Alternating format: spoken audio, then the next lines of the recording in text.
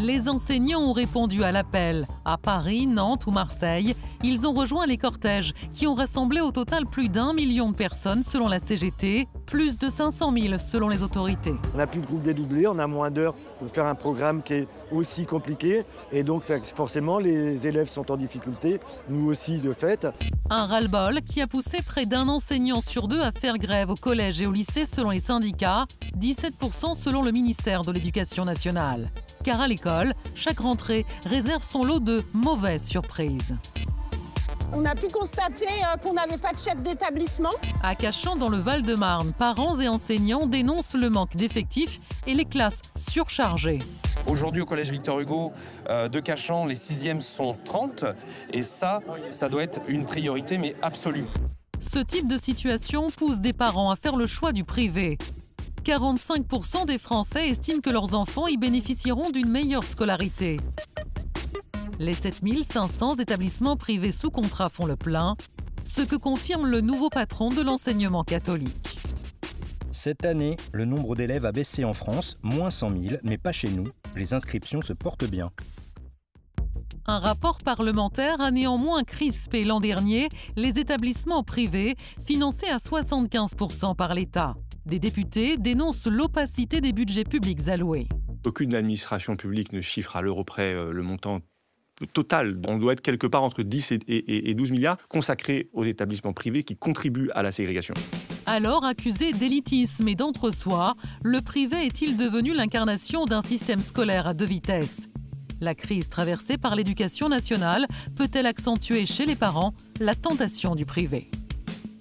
Nos trois invités, Julien Grenet, bonsoir, économiste, spécialiste de l'éducation. Vous êtes directeur de recherche au CNRS, professeur associé à l'école d'économie de Paris. Selon vous, notre système éducatif est l'un des plus inégalitaires au monde. La France est l'un des pays de l'OCDE qui dépense le moins pour l'école, en tout cas pour l'école primaire. À côté de vous, Olivier Babot, économiste, président fondateur de l'Institut Sapiens. Votre dernier essai, Ne faites plus d'études, va paraître le 16 octobre aux éditions Buchet-Chastel. Une provocation, une de plus. Olivier Babot, selon vous, si l'école privée se porte bien, c'est à cause de la crise de l'école publique. Le grand drame de l'affaiblissement de l'enseignement public, c'est qu'il brise l'ascenseur social dans notre pays. Et à côté de vous, Marie-Estelle Pêche, rédactrice en chef du service Société de Marianne. Bonsoir, vous êtes spécialiste des questions d'éducation. Selon vous, il y a une fuite des classes sociales supérieures qui seraient auparavant allées vers l'enseignement public et qui s'en détournent de plus en plus volontiers aujourd'hui au profit du secteur privé. Alors, pour comprendre, la statistique du jour, Benjamin. Eh bien, près de 4 enseignants sur 10 du public envisagent de changer de métier dans les années à venir. 40% donc, selon le baromètre annuel du syndicat enseignant UNSA. Et pourtant, quasiment tous les profs, 9 sur 10 précisément, disent aimer leur métier. Comment vous expliquez ce paradoxe, Julien Grenet ? Je ne sais pas s'il y a vraiment un paradoxe. Ce qui est clair, c'est quand on regarde en comparaison internationale l'effort de la nation pour l'éducation. Alors on a tendance à toujours dire on dépense beaucoup pour des résultats médiocres, mais si on regarde attentivement les chiffres, on s'aperçoit que pour des raisons de normes comptables, de prise en compte des retraites sur lesquelles on pourra revenir des fonctionnaires, cette dépense est très largement surévaluée. Et si on fait la correction, la dépense par élève, aussi bien dans le premier degré que dans le second degré, en fait, elle est surévaluée de 10%. Donc on dépense peu pour des résultats médiocres. On dépense de façon moyenne pour des résultats moyens. Alors certes en baisse, donc ça c'est un sujet d'inquiétude. Mais par contre, ce qui est vrai, c'est que quand on regarde ensuite la structure de la dépense, elle est particulièrement faible dans le premier degré. Elle est inférieure de 20%. Premier degré, rappelez ce que c'est. Donc primaire, maternelle et élémentaire. Ce qui nous place dans les pays qui dépensent le moins par élève, parmi les pays de l'OCDE, dans le premier degré. Et notamment donc des salaires qui sont jugés insuffisants par les profs. Olivier Babot, c'est comme ça qu'on peut expliquer cette désaffection pour ces carrières des professorats pour vous ? Oui, alors peut-être déjà qu'il faut expliquer, ça a été une surprise assez récente parce qu'on s'est aperçu de ça il y a peu de temps. Jusque-là, on regardait le pourcentage de dépenses pour l'école dans le PIB, on disait tiens, on est plutôt un peu au-dessus, l'OCDE, on n'a pas à rougir, on est à 5,4%. Et puis on a regardé les détails et on se rend compte qu'il y a un truc très très pervers dans le financement de nos retraites. On n'a pas de caisse, l'État n'a pas de caisse où il a mis de côté pour les retraites de ces pensionnés, qu'ils soient de l'éducation nationale d'ailleurs ou d'ailleurs. Il a en fait fait un système où il va mettre des surcotisations dans les acteurs d'aujourd'hui, les fonctionnaires d'aujourd'hui, surcotisations qui vont gonfler le budget apparent, mais en fait qui vont directement dans la poche des pensionnés et pas celle dans l'école. Donc en fait, on est effectivement dans le primaire, moins 19% de moins que la moyenne de l'OCDE en investissement. Alors évidemment, ça nourrit, ça se traduit par quoi? Par des faits que les profs d'aujourd'hui sont en fait moins bien payés qu'ailleurs. Ça, évidemment, toutes les comparaisons disent. Peut-être des comparaisons. 17% de moins. Voilà, après, et puis ça dépend le moment de la carrière. 900 € après 15 ans de carrière. Voilà, c'est pas très facile de comparer, mais enfin, globalement, ils sont moins bien payés. Et puis, bon, des conditions de travail, c'est quand même le salaire, mais c'est d'autres choses aussi. C'est probablement aussi l'équipe de travail, l'ambiance. Est-ce qu'on est motivé par ce qu'on fait? C'est vrai qu'il y a un paradoxe. C'est des gens en général qui viennent par une forme quand même de vocation. On vient par passion. Peut-être qu'on y vient moins bien, mais le fait même qu'il y ait beaucoup moins de candidats au concours, qu'on ait du mal à faire venir, qu'il faille faire du speed dating pour faire venir les candidats, veut dire aussi que, de façon générale, l'image de cette institution qu'on aime tous parce qu'on y a passé beaucoup de temps se dégrade beaucoup. Marie-Estelle Pech, quand vous les interrogez, c'est ce qu'ils vous disent? C'est plutôt le salaire ou la considération?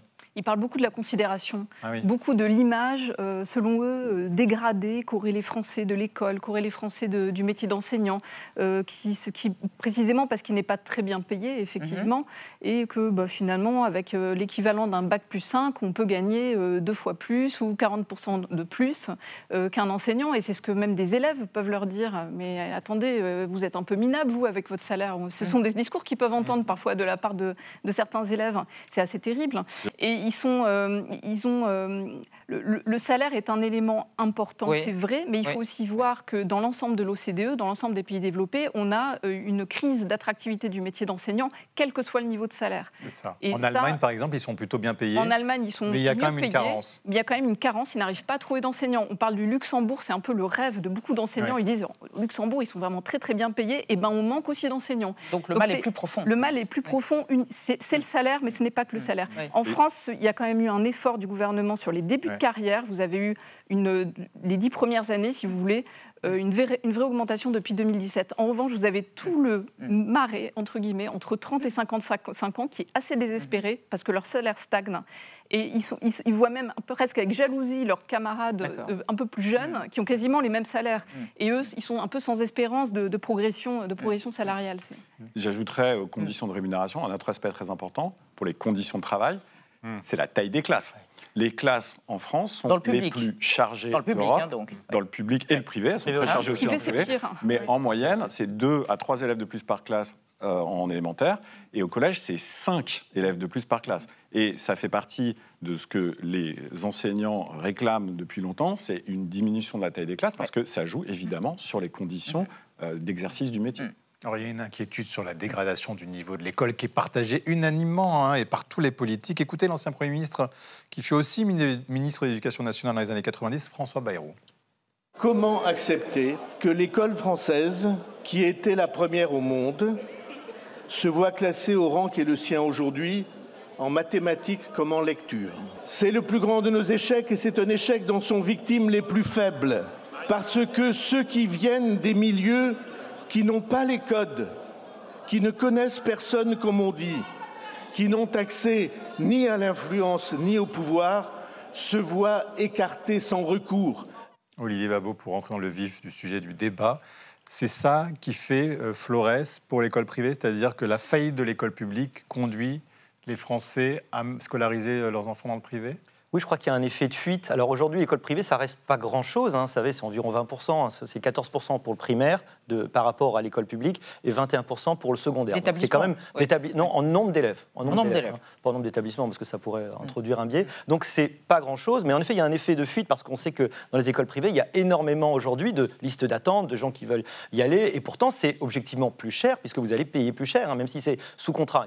90-95% des écoles privées sont sous contrat. C'est-à-dire que les professeurs sont payés par l'État, donc ça n'est pas évidemment un coût donc c'est les mêmes salaires. Énorme. Donc c'est les mêmes salaires. Oui, non, c'est à peu près les mêmes salaires, les primes peuvent être différentes, mais en revanche, par tête à l'État, un élève du privé, il coûte à peu près 15 à 20% de moins à la collectivité, puisque c'est les parents du privé qui mettent la différence. Alors la vraie question, c'est qu'est-ce qui fait la différence ? Les travaux comme Lahire ou Garcia ont montré que qu'est-ce qui fait la réussite ? Ce sont les élèves de profs qui réussissent le plus. hein, c'est marrant, scolairement. Et donc, c'est pas une question d'argent, n'est-ce pas, parce qu'ils sont mal payés, mais ils réussissent le plus scolairement et professionnellement. Alors, pourquoi? C'est quoi? Capital culturel, évidemment. Il y a les stratégies parentales, c'est-à-dire que vous connaissez, c'est bien ce que dit François Bayrou, vous connaissez les arcanes, évidemment, par définition. Vous y travaillez. Et enfin, la transmission, ça c'est Garcia qui dit ça très bien, la transmission du goût de l'effort, la valorisation de l'effort. Et tout ça ferait la différence, en fait. Voilà.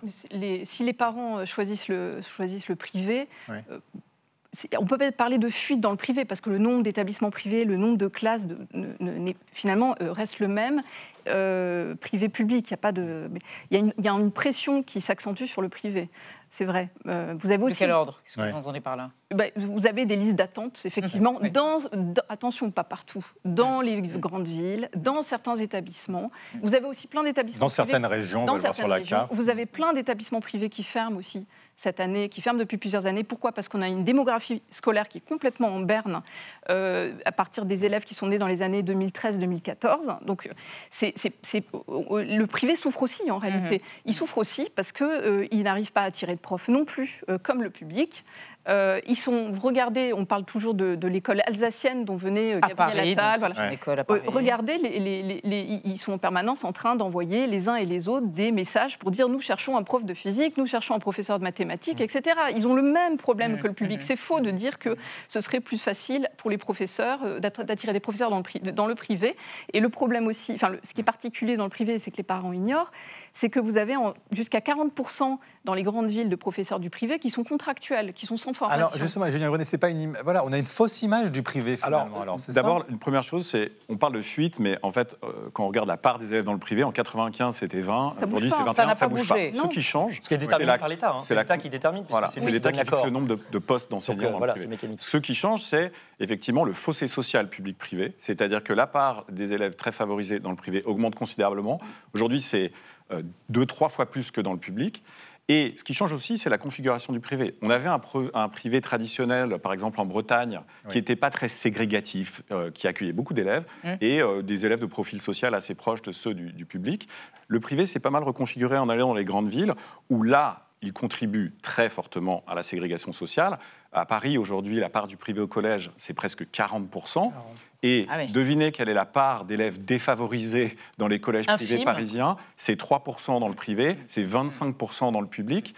Donc là, il y a, à mon sens, parce qu'il y a de meilleurs élèves. Il y a, à mon sens, un peu une faillite de la régulation publique, au sens où cet enseignement qui est financé à 75% par l'État et les collectivités locales, comment s'assure-t-on de l'équité d'accès?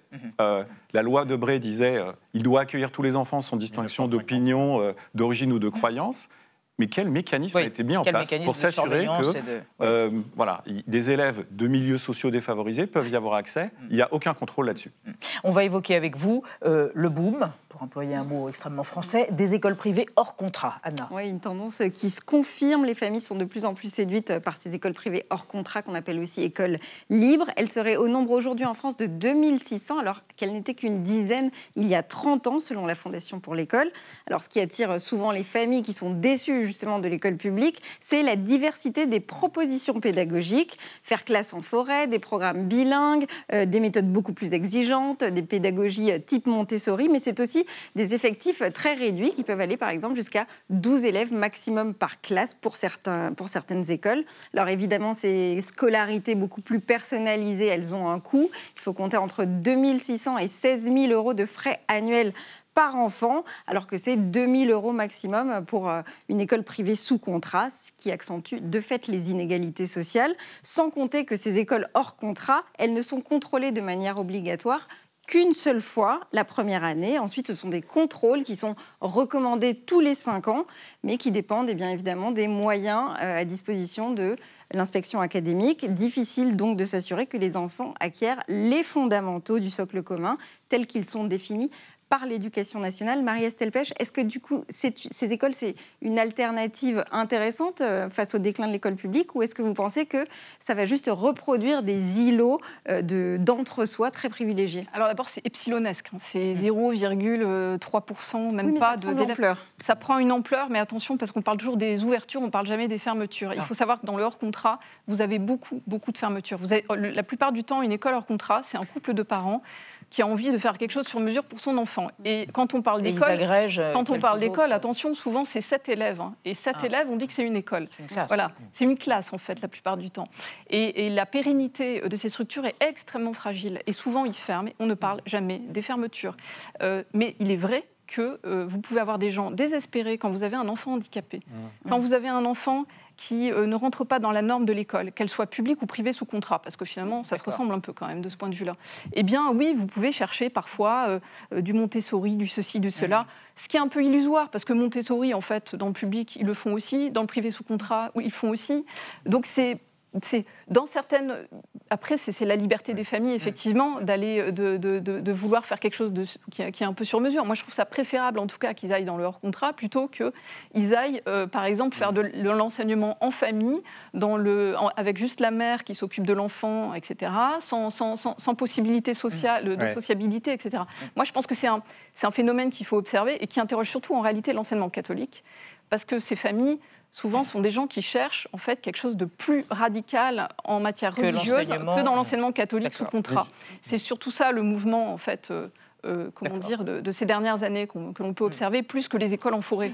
Julien Grenet, vous avez parlé du financement de l'école privée par l'État. Est-ce que ça, c'est pas le grand tabou après les grandes manifestations qu'on a eues début des années 80, 75%. Est-ce que vous dites qu'il faut moins financer l'école privée au bénéfice vers combien par an?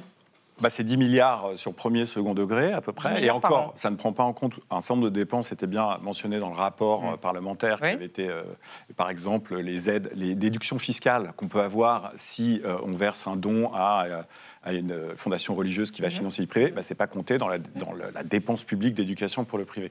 Non, ce qui interroge, c'est effectivement qu'on a un modèle très particulier, d'une certaine manière un peu aberrant à l'échelle internationale, puisque dans les autres pays, on a soit de l'enseignement privé subventionné massivement comme en France, mais avec des contreparties très fortes, en particulier du point de vue du recrutement des élèves. Pour une raison qui est très logique, c'est que vu que tout le monde contribue par ses impôts à financer l'enseignement privé, il faut garantir une équité d'accès à cette ressource. C'est parfaitement naturel. Et ça, c'est pas du tout garanti. Il y a un autre modèle, le modèle américain, où le privé, là, on paye plein pot, ça va être 10, 20, 30, 40, 50 000 $.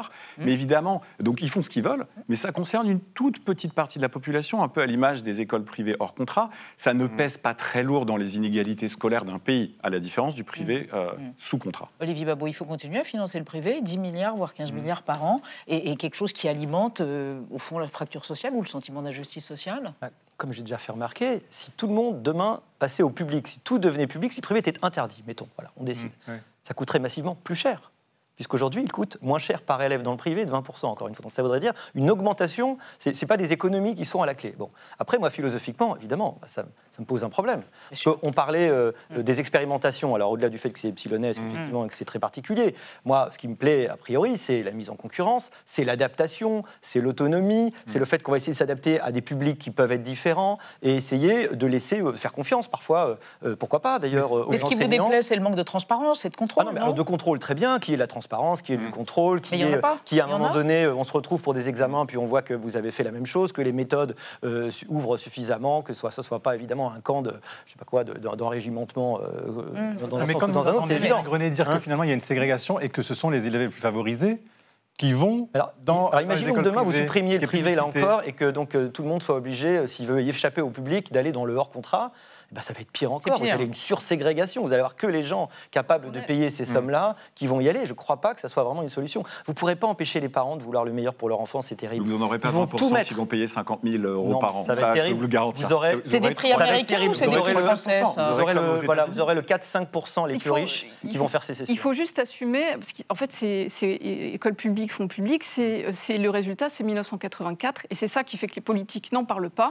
C'est que vous avez quand même des centaines de milliers de gens, 2 millions de gens dans la rue qui défendent la liberté contre un projet de François Mitterrand et de son ministre de l'Éducation. Et même Jean-Luc Mélenchon, je me souviens qu'à une époque, disait voilà, on va faire effectivement un grand service public lors de je ne sais plus quelle élection présidentielle. Unifié, et puis ils ont calculé le coût total et ils ont vu que c'était effectivement énorme parce que fait-on des bâtiments, que fait-on des enseignants qui ont un statut particulier. C'est voilà. Et puis, attendez, on a l'archive. On va la regarder, non? Oui, oui. On a l'archive de cette grande manifestation, soi-disant une des plus grandes des années 80. Voilà, regardez. 2 millions de manifestants selon les organisateurs, 860 000 selon la préfecture de police. Au-delà de l'éternelle polémique des chiffres, l'enseignement catholique a incontestablement gagné hier son pari. De 9h du matin à 21h, une bonne partie de la capitale a effectivement été celle de l'enseignement privé. Les défilés venant de 5 points de rassemblement dans Paris se sont succédés sans discontinuer, place de la Bastille, point de dislocation de cette manifestation. L'école libre vivra, résistance égale espérance seront les slogans les plus scandés durant cette manifestation dans les rues de Paris, la plus importante, semble-t-il, par le nombre des manifestants de l'histoire de France. Mais Julien Grenet, est-ce que ce n'est pas le grand traumatisme aujourd'hui pour les politiques? Et finalement, est-ce qu'en voulant sauver à l'époque l'enseignement libre, on n'a pas creusé le fossé avec le public? Alors, je pense que c'est un traumatisme qui reste, mais il y a des choses qui ont changé quand même depuis. Il y a des prises de conscience. La première, c'est la publication par le ministère de la composition sociale des établissements. Ce n'était jamais publié. On découvre à cette occasion l'ampleur du fossé, le fait qu'il se creuse, le fait que même dans des villes moyennes, à quelques centaines de mètres, vous avez des écarts sociaux considérables entre le public et le privé. La deuxième prise de conscience, je crois, c'est que vous auriez fait un micro-trottoir il y a quelques années. Je pense que peu de Français avaient conscience de la part du financement public du privé, en se disant, bon, les parents qui mettent leurs enfants dans le privé, ils font choix, mais ils en payent le coût. Non, en fait, ils payent un quart du coût. Il y a beaucoup le trois quarts. Et là se pose une question. On se dit, attendez, je paye le 3/4 du coût. Et moi, autant la personne qui a son enfant dans le privé peut venir dans le public, il n'y a pas de problème. Autant moi, je ne suis pas certain quelles sont les règles de transparence mises en place quand il y a 2 candidats pour une place. Voilà. Vous avez des tentatives de régulation quand même du privé. On voit bien que vous souvenez-vous de Pape Ndiaye, qui promettait de réguler, etc. Bon, et on voit bien que toutes ces tentatives, en fait, s'effilochent au fur et à mesure et qu'en fait, personne n'en fait rien. Pourquoi? Parce que ce n'est pas très populaire. En réalité, quand vous voyez les sondages des parents sur l'enseignement privé, ils semblent y être attachés. Donc les politiques sont assez frileux sur le sujet. Parce qu'ils ont cela en tête, en réalité. Tout Olivier Babot, il y a des études qui montrent que plus un établissement est mixte au niveau socialement, plus le niveau monte. Oui, alors sans doute, dans les limites, c'est un peu comme le multiculturalisme, c'est formidable, tant qu'il y a des règles partagées, des valeurs partagées suffisantes pour qu'on puisse encore se parler. Il suffit d'un élève pour arriver à empêcher de travailler une classe. Je crois encore vraiment qu'on fait fausse route si on accuse le privé des problèmes du public. Si le privé est si demandé, c'est parce qu'il y a un malaise dans le public. Alors traitons-le, que se passe-t-il? Qu'est-ce qu'on a oublié? Est-ce qu'on n'aurait pas oublié l'excellence, la volonté de sélection, de distinguer vraiment les meilleurs au nom d'une forme d'égalitarisme? Est-ce que c'est pas ça qu'on fuit aussi, là où on était capable d'aller distinguer des gens, y compris d'origine extrêmement modeste, et que maintenant on n'a pas perdu cette capacité. Plus on va créer des contraintes administratives, plus on va aller dans le privé pour pouvoir y échapper, justement, parce qu'on a l'impression de ne plus avoir le destin de nos enfants en main. C'est comme ça qu'on fera remonter l'ascenseur social, selon vous? Je pense qu'on fait remonter l'ascenseur social en mettant les recettes qui font succès, effectivement, à nouveau dans la... Très bien. Merci à tous les trois d'être venus débattre autour de ce grand malaise autour de l'école qui s'est manifesté dans les rues aujourd'hui.